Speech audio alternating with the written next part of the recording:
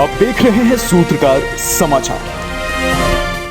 नमस्कार, मैं प्रेरणा चौरसिया, आप देख रहे हैं सूत्रकार समाचार। जिस तरीके से कुछ दिनों पहले ईडी ने होटवार जेल में छापेमारी की है, तो इस छापेमारी में कई सारी बातें जो हैं वो निकल करके सामने आई है। होटवार जेल में जब छापेमारी के दौरान ईडी की टीम वहां पे पहुंची तो उन्हें मालूम चला कि होटवार जेल में जो नक्सली लोग रह रहे हैं उनके द्वारा वहां पे ईडी के अधिकारियों को जान से मारने की और फिर उनके जो गवाह हैं उन्हें गुमराह करने की साजिश की जा रही है। ऐसे में बीजेपी के प्रदेश कार्यालय में प्रदेश प्रवक्ता प्रतुल सहदेव ने सीधे तौर पे हेमंत सरकार पे आरोप लगाए हैं कि उनके शासनकाल में इस तरीके की घटनाएं क्यों हो रही है। अगर ईडी किसी भी अधिकारी को पत्र लिखते हैं कि उनके खिलाफ कार्रवाई होनी चाहिए तो सरकार के द्वारा कोई संज्ञान नहीं लिया जाता है, और उसके बाद जब जेल में जो नक्सली बंद है या फिर जो भी गैंगस्टर लोग बंद हैं वो लोग ईडी के अधिकारियों के खिलाफ ही यहाँ पे जो है वो जालसाजी और साजिश करते हुए नजर आ रहे हैं। ऐसे में प्रदेश प्रवक्ता प्रतुल सहदेव की सीधे तौर पे मांग है कि सीबीआई की जांच हो सके और जो ईडी आज तक कार्रवाई करते हुए आई है और जितने भी गलत काम होते हैं उन सबको दिखाते हुए आई है, आज वो अपनी जान की दुहाई मांग रही है, अपनी जान की सोचने पे पड़ी हुई है। बहुत ही निंदनीय चिंतनीय विषय पर हम प्रेस वार्ता करने के लिए यहाँ बैठे हैं और मुझे लगता है देश के इतिहास में कभी ऐसा नहीं हुआ होगा। मीडिया में जैसी खबरें आ रही हैं कि हजारों करोड़ के घोटाले का इन्वेस्टिगेशन झारखंड में कर रहे ईडी के अफसरों को नक्सलियों के द्वारा, गैंगस्टरों के द्वारा, महिला के द्वारा, एक महिला का भी नाम आ रहा है, टारगेट करवाया जा रहा है। और वो सिर्फ इसलिए कि जो स्टेट स्पॉन्सर्ड करप्शन इस प्रदेश में पिछले 4 वर्षों से चल रहा है, अब वो धीरे धीरे तक इसका पूरा जो सरगना है उस तक इस जांच की आंच पहुंच रही है। इस जांच को धीमे करने के लिए ईडी के अफसरों को फर्जी मामलों में फंसाने का एक बहुत ही बड़ा षड्यंत्र इस प्रदेश में चल रहा है।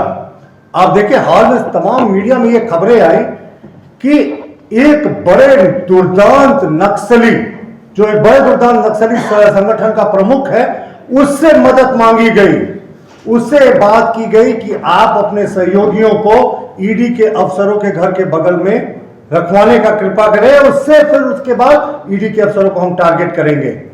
इस राज्य का एक बहुत ही बड़ा जो दुर्दांत गैंगस्टर है उससे मदद लेने की खबरें आ रही हैं। उससे कहा जा रहा है कि तुम ईडी के अफसरों को, और अफसरों ही नहीं साहब, कितना गिर गया ये सिस्टम कि अफसर ही नहीं उनके परिवार के सदस्यों को भी टारगेट करने के लिए कहा जा रहा है और बताया जा रहा है ये सारा कुछ जो षड्यंत्र हो रहा है वो जेल में बैठे जो कभी सत्ता के शीर्ष पर दलाल हुआ करते थे, आज उन्हीं के शय पर ये पूरा षड्यंत्र हो रहा है। ये बेहद ही चिंतनीय है। इससे पहले भी जिस समय लालू प्रसाद यहाँ पे जेल में बंद थे तो डायरेक्टर के बंगले को, केली बंगले को जेल नोटिफाई कर दिया गया था और वो तो खुला दरबार था, वो तो रिजॉर्ट की वहां सीन्स खबरें आती थी। उसी तरीके से वर्तमान में भी राज्य सरकार के संरक्षण में जो जेल है वो इन सत्ता के दलालों के लिए ऐशो आराम का जगह मिल गया। बाहर सरकार आम जनता का बैंड बजा रही है और भीतर ये सत्ता के दलाल अपने जन्मदिन पर बैंड बजाकर खुशियां मना रहे हैं। तो ये सरकार की स्थिति हो गई है और ये कभी ना भूतो ना भविष्यति ऐसा कोई घटना, कभी कोई केंद्रीय एजेंसी जो भ्रष्टाचार की जांच कर रही हो उसको आप नक्सलियों से टारगेट करवाने की मांग करेंगे, सोच रखेंगे, गैंगस्टरों से टारगेट करवाने की सोच रखेंगे। और खबरें तो यहां तक आई कि एक महिला को यह तैयार करने की कोशिश कर रहे हैं कि उनको फर्जी मुकदमे में ईडी के अफसरों को फंसाया जाए ताकि ये जो जांच है, ये जो अंजाम तक पहुंचने वाली है, ये ढीली पड़े। लेकिन ये भूल जाते हैं ये मोदी जी का न्यू इंडिया है, यहाँ करप्शन से कोई कॉम्प्रोमाइज नहीं है, इस तरह की फर्जी मुकदमों से कोई कभी नहीं डरने वाला मोदी जी के न्यू इंडिया में।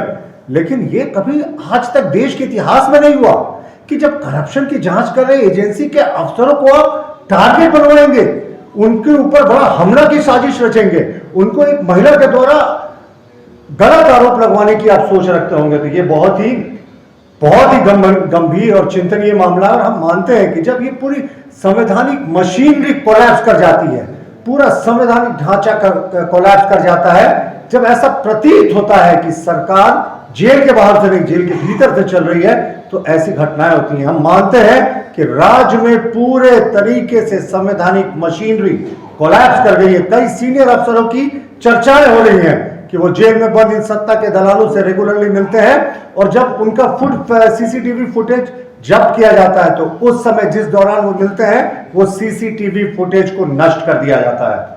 देखिए ये बहुत ही गंभीर मामला है। भारतीय जनता पार्टी झारखंड प्रदेश इसको बहुत गंभीरता से लेती है। ऐसे में अब देखने वाली बात रहेगी कि हेमंत सरकार के खिलाफ जो आरोप अभी प्रतुल सहदेव ने लगाए हैं वो कितने तक सार्थक हो पाते हैं, और क्या सरकार इस पर सीबीआई जांच करवाने के संज्ञान लेती है या नहीं लेती है। फिलहाल हमारी खबर यहीं तक। ऐसी खबरों के लिए आप मेरे साथ बने रहे। मैं प्रेरणा चौरसिया, सूत्रकार समाचार। अगर आपको हमारा वीडियो पसंद आता है तो हमारे चैनल को लाइक, शेयर और सब्सक्राइब करना ना भूलें।